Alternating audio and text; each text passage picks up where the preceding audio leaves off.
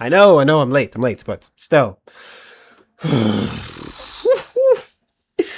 In all my days, I could never have imagined I'm saying these words that Sony is ending physical discs, or at least physical media in general. It's kind of insane to think about it because, to me, this is something that I kind of expected to be a bit more gradual as time went on. I expected physical media to slowly get phased out like everything else, like the VHS for Blu-ray, or I don't know, a mini pocket speaker for a phone. You get the point. Like yeah, like a Nokia to a iPhone, whatever. Like stuff getting slowly phased out over the years. But Sony decided to just say, "Hey, we're gonna pull the plug on physical media entirely."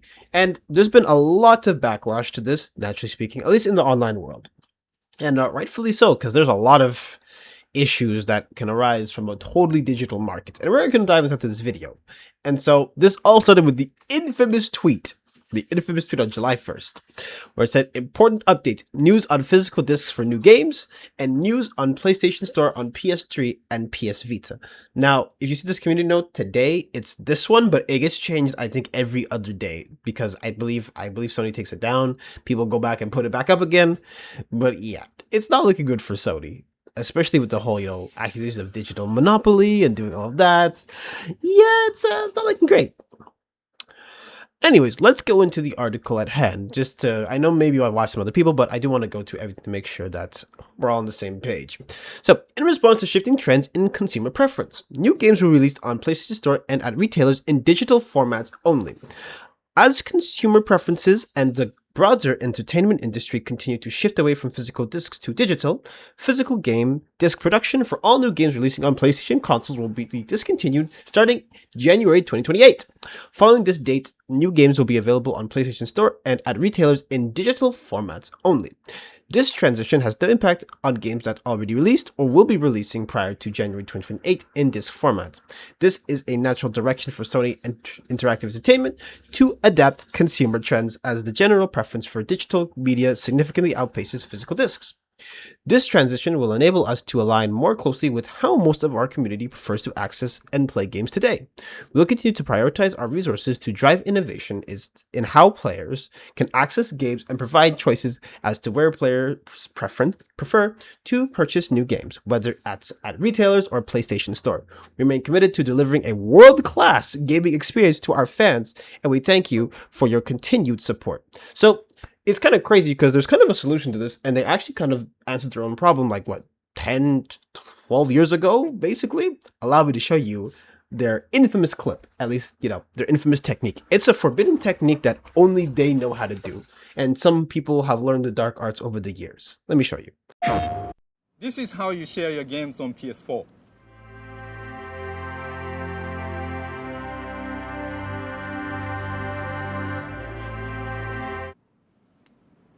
Thanks. PlayStation.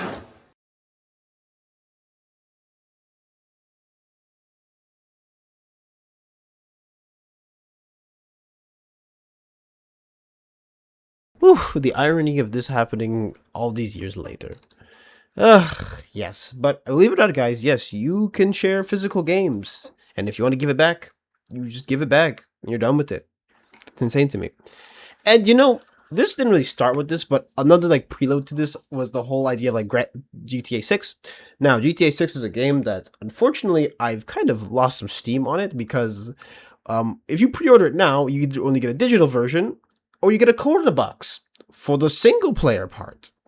I know, very exciting. A code in a box, a piece of plastic. Gross. It's an actual insult to my intelligence and my money. And even worse, before this announcement even happened, PlayStation actually deleted over 500 movies from the customer accounts after a particular licensing deal ended, and had movies like Terminator 2 on it, movies that people actually did watch.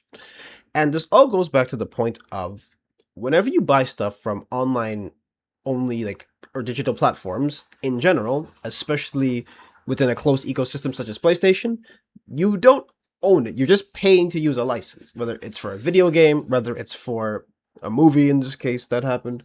If Sony wakes up and says, well, you know what, I'm just gonna have to take this all down or whatever. And so, yeah, that's what that is.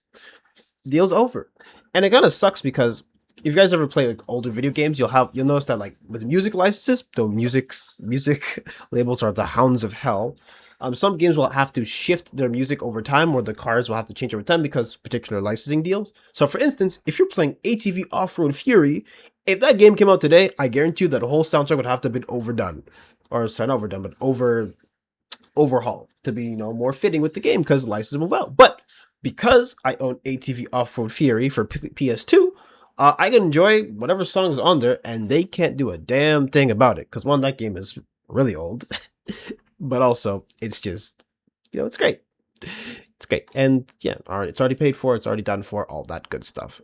So that's the whole gripe a lot of people have with this whole thing, because although physical media isn't perfect, there's still stuff like DRM that people have to deal with. At least you, for the most part, you own the disc. If I want to burn it, I can burn it. If I want to break it, I can break it. If people want to borrow it, they can borrow it. All that good stuff.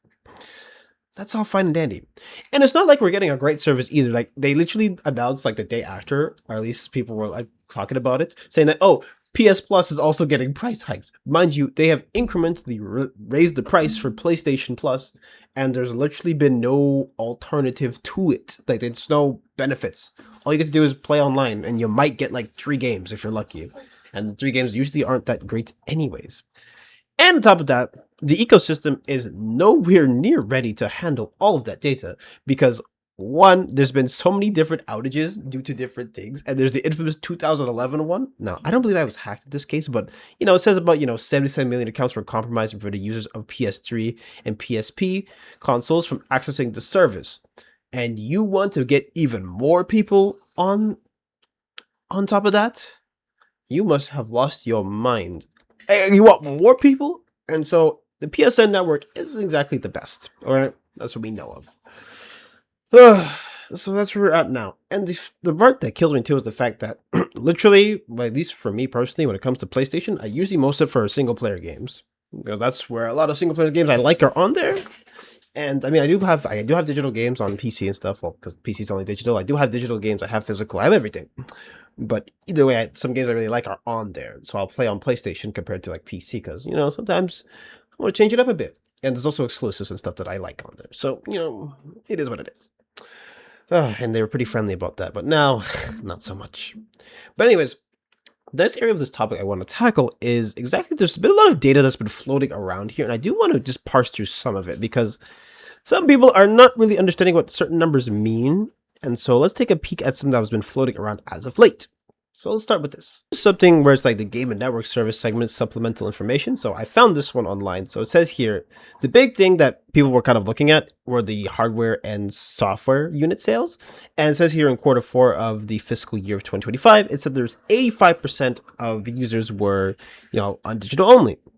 Now, that's a bit misleading for a lot of reasons. Because say, for example, you look at like the top games on PlayStation, you might get something maybe like a Fortnite or like Marvel Rivals, all that stuff. All those are, one, free to play, and two, they are also digital only. Because even if Marvel Rivals drops a disc right now, you need to have an internet connection to play the game. It's totally fine. The game's made that way. But still, that's very misleading. Also, DLC and like microtransactions are all digital. Like if I'm buying the skin in Marvel Rivals, guess what? There's no physical way for me to purchase the skin. I have to buy it through the whatever store, whatever the platform is going to be on. Or, for example, I have Elden Ring. Okay, I have Elden Ring on disc for PS5. But when I bought Shadow of the Erdtree was on the PSN network. So I had to buy it through that storefront. And naturally, well, that also probably added to it. So you get my drift. So that's a bit misleading when it comes down to it. So if Sony's ever trying to tell you, hey, most of us are on digital anyways, like, it's not entirely true. It's not so much everybody's on digital. It's like a good chunk of people are there, yes.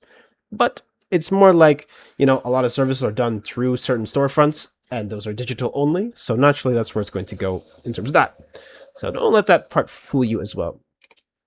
And there's something else I want to show you guys, where it's talking about an old leak from around 2022, where it's showing a whole bunch of different games, like how much sold on digital and all that. And so in here, it just summarizes it here down there, where it's like, oh, Sackboy sold 78% on physical, and Ratchet & Clank sold 76% on physical, and Ghost of Tsushima Director's Cut sold to 71% physical. And so what you have to do is keep in mind is that these numbers, it does show you that it's not as cut and dry as it is, because some games are going to be more digitally focused and some games are going to be more physically focused, or at least more people are going to do it that way. Because mind you, Ghost of Tsushima, the only part of that game that's really online is the oh my god, it's slipping my mind. It's like the Ghost Legends mode or whatever, like where you go play with a bunch of people. Like that's the only part where it's online, but that's not the core gameplay. That's like some extra fun you can play. The main content, the main story, is all on a 1.0 disc in a patch that you can play. And of course, I think with the director's cut as well, you also get the Iki Island DLC as well. So that's all there. You just have to download it. So, like I said, not so cut and dry. But here they are trying to do that. And even this, what I have here is like, oh, Astrobot sales were 55% physical in the UK and nearly 60% in Europe. Now, this article, it isn't really... It's still hard to know how exactly, and most of the stuff comes down to estimates anyway. These aren't like concrete numbers in some cases, but I'm just showing you guys here the full context where it's like, it's not as cut and dry as it is. There's a huge market for physical media. Still, it's not as like prominent, but to me, taking away options is never exactly a good idea. But there's still the age-old question of why is Sony doing it? Now, I'm sure you can figure it out, but let's take a look together. So essentially, Sony's trying to do what all companies do, where they're trying to keep you in their ecosystem and only their ecosystem on their terms, not so much on your own terms. Because some people have pointed out, for example, here you have like Astrobot on Amazon, and it says, oh, it's like $40 here, and it's 35% off. But on the PlayStation Store, it's still $60. And mind you, Astrobot is a fully single-player game, and it's kind of old. It's not, okay, maybe not old, but it's been around for a bit. Kind of, at least in terms of gaming. And then there's like God of War Ragnarok. You see it's $32. And it says what? It's $70. And of course it's included with PS Plus, but you know, people have been canceling that as of late. And then another one where it's like The Last of Us Part 1, $34. And then it's, oh, it's still $70 to this day. And mind you, this is a game that they've remastered, re-released, redone, everything with this game.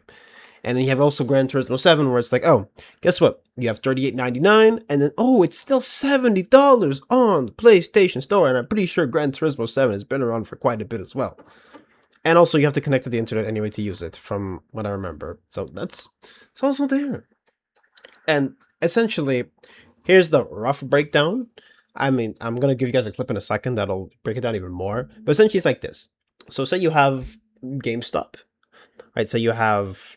Sony maybe gets, I don't know, maybe 70%. GameStop takes away like 20, and then I think whatever, retail is like 20, and something like, oh, publishers take away something else.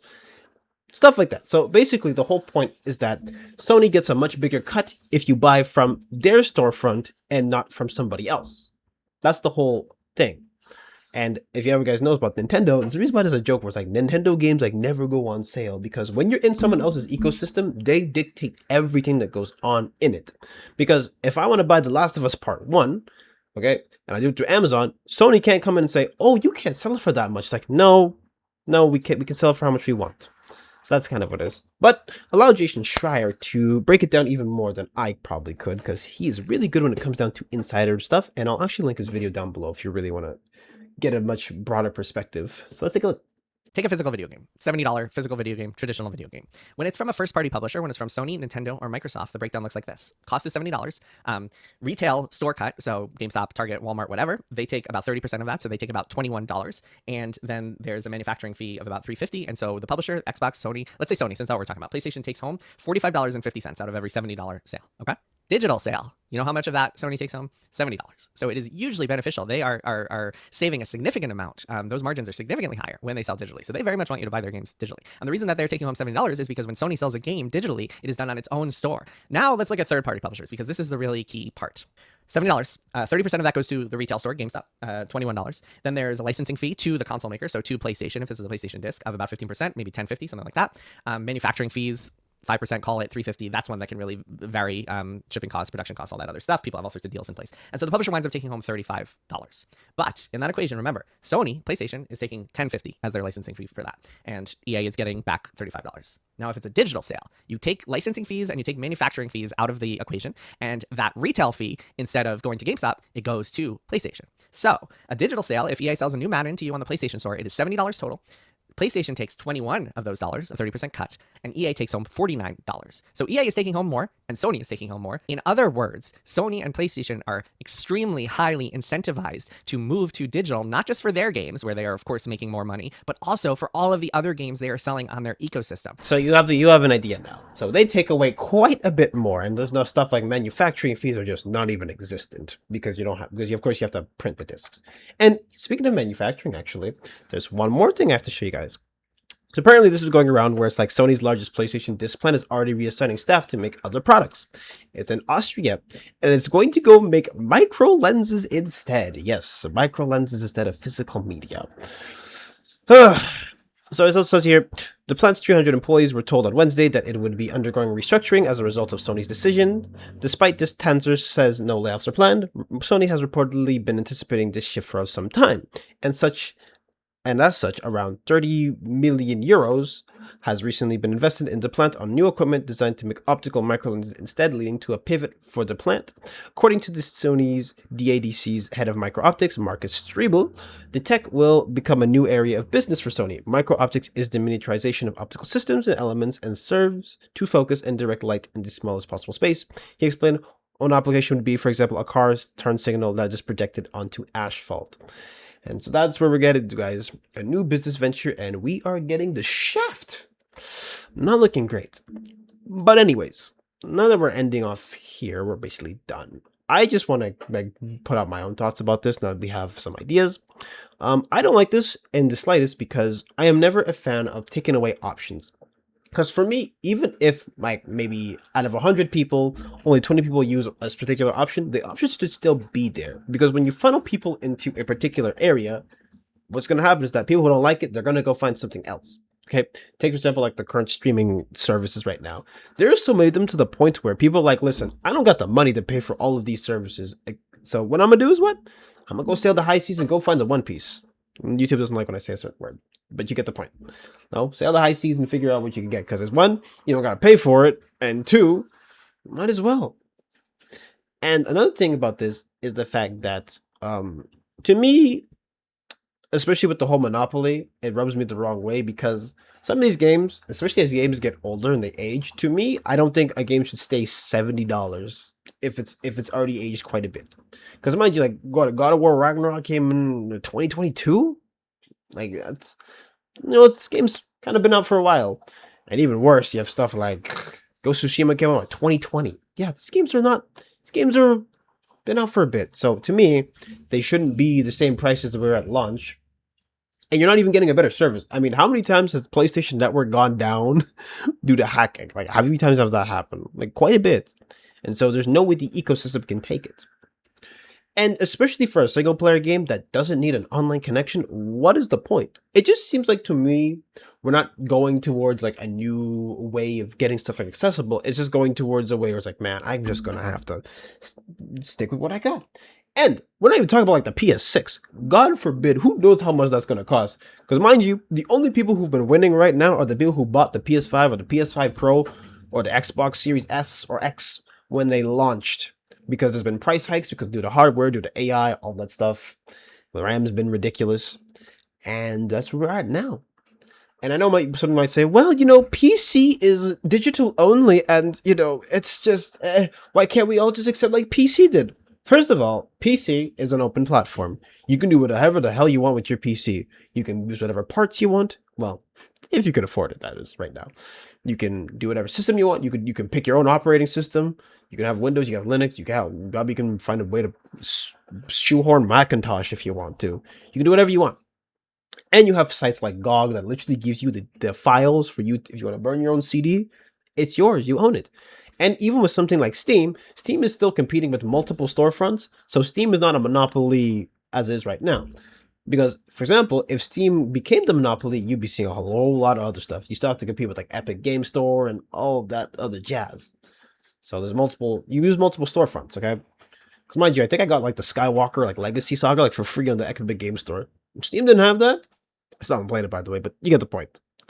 So to me, that is why PC will always be the way it is. And of course, people find a way around everything on PC because, like I said, you can't shut off the PC platform. Okay, but with like Xbox or PlayStation, well, in this case, it's PlayStation specifically who's doing this stuff. You can't. It's still a closed system. So even if you find a way to even get through like the whatever operating system you have on your PlayStation, there's still so many layers of like DRM and nonsense on it. But at least on PC, you can find a way to crack it. So it's not so cut and dry. So to me, at this point, if you want to save the most money possible, just build a PC. Because why would you get a PS6 on a network that's defective, on something that's like, well, they can take it away at any time, and worst of all, some of the games are kind of looking like you know? Some of them look cool, but some of them look kind of whatever. So best to go on PC and find your way, because what are they gonna do? Find your executable file and take it away? They kind of can't. Anyways, so yeah, I have quite a lot to say about this because man, I'm someone who also grew up like using used games a lot, or borrowing games from people, or going to the library and borrowing games, like games I would never have touched in my life. I somehow I got from a library. Because I think I was playing Gundam Dynasty Warriors like on my last video, and I literally got that game from the library. Okay, that's why I remember the game. I even got some like Ratchet and Clank games from there too. So yeah, that's what it is. I know people have been signing stuff like petitions, but petitions don't really go anywhere. So I say, if you really want to hit Sony where it hurts, do it in their pockets. Okay, don't. That's what you gotta do. I mean, from what I heard, people have been canceling PSN, but that's not enough. That'd be more than that. But what do I know? So I won't hold out on any hope for them to change this, because I don't think that's going to happen. But what can I say is that, yeah, at least I know that I'm going to go to a different platform. Heck, even like I asked my brother, like, hey, you want to get GTA 6? He's like, he told me, you know, because it's not on discs, I don't think I'm going to get it. I don't think I will get it. And it's like, yeah, it kind of kills my hype too, like, especially for a single player game. And sidebar before I end this video, why are we pre-ordering digital video games? Like, pre-ordering was a practice you had when you at least got a product, right? If you had like a collector's edition, you got the whole thing all on disc. You got like a statue, you got a map, you got everything. But where's the game gonna go? Are they gonna run out of license codes? Because trust me, you can generate a license code. Like, there's too many combinations. Like, there's more combinations than people on the planet. So that's not possible. But anyways. Yeah, so pre-ordering a digital game doesn't make sense to me. Like, you're hurting me. But yeah, go in the box, huh? I was going to talk about GTA 6 a bit more, but honestly, not much to be said. Like, doesn't matter what I say about the game. The game's going to sell like hotcakes. But anyways, if you enjoyed this video, make sure to like, comment, subscribe, and follow my social in the description below. But that's it for today. I'll see you on the next one, and hopefully some good news. Ciao!